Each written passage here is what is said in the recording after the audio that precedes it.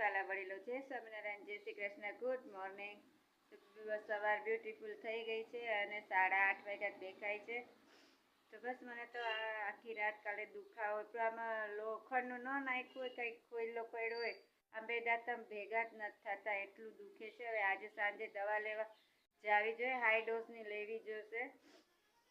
મામા દેતા જ હતા પણ એ કે તમને એસિડિટી છે ને એટલે હાઈ ડોઝની નથી દેવી, આજે તો લેવી જ પડશે. અને ચાલો પથારી પર ઉપાડવાની છે, કામ બધું બાકી છે ફળિયામાં તે. તો મમ્મી નાસ્તાની તૈયારી કરે છે, આપણે નાસ્તો ફટાફટ કરી લઈએ પછી મળીએ. તો મમ્મી કરે છે નાસ્તાની તૈયારી. ચા તો થઈ ગઈ પણ મને મૂકે છે, મને ચાથી તે દુખે છે દાઢમાં બહુ. હવે જોઈએ છે હું નાસ્તો કરું. મસ્ત મોર્નિંગ થઈ ગઈ છે ફ્રેન્ડ્સ. આહા, પક્ષીઓને બહુ મજા આવે જોવાની. તો કામ તો બધું બાકી છે. અમારા પેન કેક હજી કેવા સરસ લાગે છે. મમ્મી વાટ જોવે છે પણ મારે ઘડી કરીને નાસ્તો કરે. ભૂખા પેટા કેપ્સ્યુલ લેવાની છે તો હું લઈ લઉં ફટાફટ. ઉબળકા તો આવે જોઈને જ. હેલો એવરીવન, 10:30 વાગ્યા છે. ચા નાસ્તો કામ ને બધું થઈ ગયું છે. બસ હવે દવા લેવા જવું છે કારણ કે દાંત બે ભેગા જ નતા થતા. સવારને ભૂખા પેટનો ભાગ ખાઈ ગયા, હવે એક જ દવાનો ભાગ રહ્યો. અને આજે સરકારી દવાખાનું સેટરડે છે એટલે 12 વાગ્યા સુધી જ ખુલ્લું રહે, એટલે મને એમ થાય છે કે હું ત્યાંની દવા લઈ જાઉં. તો બસ હું ને મારા ફ્રેન્ડને જાય છે દવાખાને, દવા લઈ લે. ત્યાં જોઈ જાઉં ત્યાંનો ફેર પડતો હોય પછી અહીંયા જાવું નહીં. ફટાફટ તૈયાર થઈને દવા લઈ આવું. તૈયાર તો શું થાય, તૈયાર જ છું, આ દુખે છે.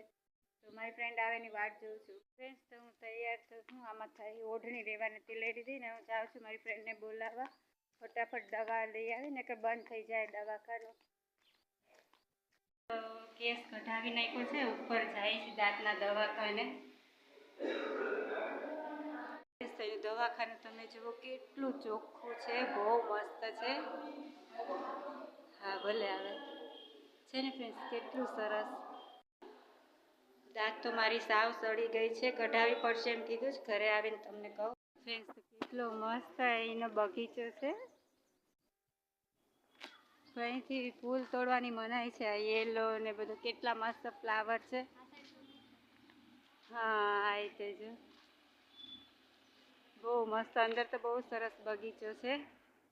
બહુ મસ્ત છે. અંદર મોટા મોટા પિંક કલરના દેખાય નહીં પણ બહુ મસ્ત છે. તો ફ્રેન્ડ્સ હું દવાખાને જઈ આવી. 11:30 થવા આવ્યા. તો દવા દીધી, જોયું એને તપાસીને કે તમારી દાઢ બહુ હળી ગઈ છે, અંદર સડો થઈ ગયો છે. તો દવા એને દીધી. આ બે તો મને પેલા આપી હતી ઈ જ છે દેવકુમામાં ત્યાંથી, અને આ બે ત્યાંથી આવી છે. કોર્સ કરવો પડશે એમ કીધું, જો ન મટે તો દાઢ કઢાવવી પડશે. આટલી દવા આવી છે. તો હવે એક ભાગ તો મેં આ સવારે પીધો જ તો, ભૂખા પેટે જે પીવાનો હતો એ. એટલે બપોરે જમીને આ બધી લેવાની છે. એક કેપ્સ્યુલ છે. બહુ જ દાઢ હેરાન કરે બાપા, બહુ દુખે. રાત તો આખી રાત કાઢી મેં. હવે જોઈશ ફેર પડે, નકર પછી હવે રાજકોટ કઢાવી છે, અહીં જ કઢાવી. તો હવે ચાલો થોડુંક કટક બટક કરી લઈએ, પાણી બાણી પી લઈએ પછી મળીએ. ફ્રેન્ડ્સ મારા મમ્મીને ખબર છે કે મને ઘડી ઘડી ભૂખ લાગે, થોડી થોડી ઝીણી ઝીણી, અને દવા ચાલુ છે એટલે જમાય ઓછું, એટલે દવા સાથે ને આમ પણ મને ભૂખ લાગે. તો મારા મમ્મી વેચાવા આવ્યા તેની પાસેથી આ ચાટ લીધી, પૂરી, ચાટ પૂરી. તો ચાલો તમે પણ ટેસ્ટ કરવા. 12:30 વાગ્યા ફ્રેન્ડ્સ, અને જમવાનું થઈ ગયું છે. ભાજી ને ખીચડી ને રોટલી, છાશ નથી ખાવાની. ચાલો જમવા. ફ્રેન્ડ્સ મારી મમ્મીએ જમી લીધું છે અને મુખવાસ એ ખાધો છે. હવે સુવાની તૈયારી. અને અહીંયા મેં મારી દવાઓ લઈ લીધી છે. ફટાફટ મારી દવા ખાઈ લો એટલે મટતું થાય. તો 4 વાગ્યા છે અને કચરાવાળા આવ્યા છે, તો હું ફટાફટ કચરો નાખી દઉં. હજી તો એ આમ જાય છે ને કલાક કરશે, પણ આપણે તૈયારી કરી લઉં. શું ખાવા મેં ખાઈ કેવી રીતે પટક પટક પટક. તો કન્ફર્મ આમ બોલ્યો ને, કન્ફર્મ કરી લે. શ્રીફળ છે તો આમ ગયા છે. કન્ફર્મ કરવું પડશે કે એ છે કે નહીં. કોઈ દેખાતું તો નથી એટલે લાગતું તો નથી મમ્મી કે કચરા વાળા છે. કોઈ દેખાતું જ નથી, નકર તો બહાર ન નીકળે. બંધ કરી દઉં તો ફ્રેન્ડ કંઈ ખબર તો પડી નહીં. કોઈ દેખાણું જ નહીં. ચાલો બીજું શું, ફોન ચાર્જિંગમાં મૂકી દો, બે ઓલું ચાર્જિંગ નથી. મમ્મી ખાય કેવી રીતે? જેટલા 4 દાંત છે. 4 જ છે. બસ હા 2 તો પડે લે 9 દાંત છે. બસ એમાં 2 પડે એમ છે. તે મારી યાર દવા લઈ દી હોત તો. ચાલો ચાર્જિંગમાં મૂકી દઉં ને.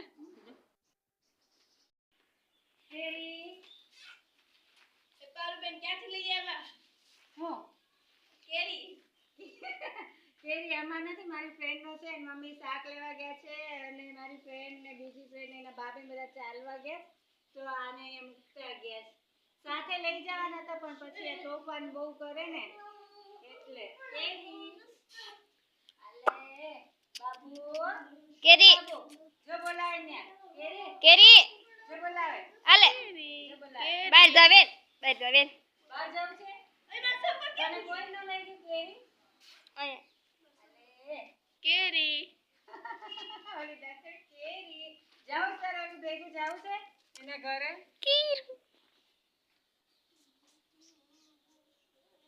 કેટલો છે 1 મિનિટનો? તો ફ્રેન્ડ્સ સાંજ પડી ગઈ છે, ભેસું તે એના ઘરે જાય છે. કેટલી મસ્ત મારી ફ્રેન્ડ બની જાય. Bye bye.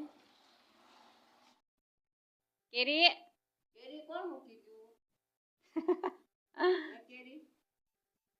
કેરીને હજી કોઈ નથી લઈ ગયું કા કેરી? ગાઈસ 7:30 થયા છે અને જમવાનું તૈયાર છે, તો ચાલો બધા જમવા. અને આજનો મારો બ્લોગ અહીંયા પૂરો કરશું. કાલે પાછા મળશું નવા બ્લોગ સાથે. ત્યાં સુધી તમને જય Swaminarayan, by, good night.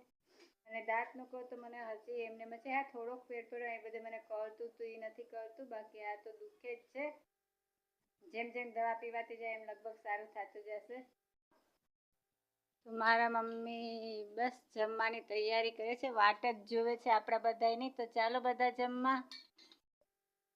Guys 2:30 વાગ્યા છે, 2:30 નહીં 2:45 થશે. પછી બતાવ સરખું નહીં દેખાય પણ દાઢ બહુ જ દુખે છે. દવા તો મેં ખાધી રાતની પણ ફેર નથી. આજે પાછું બતાવવા જવું જોઈએ સાંજે. એવું લાગે તો અત્યારે બીજો ભાગ ખાઈ જાય.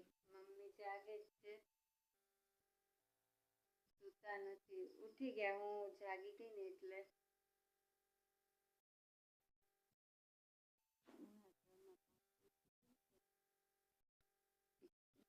હિન્દુબેન હાવ જાગે છે.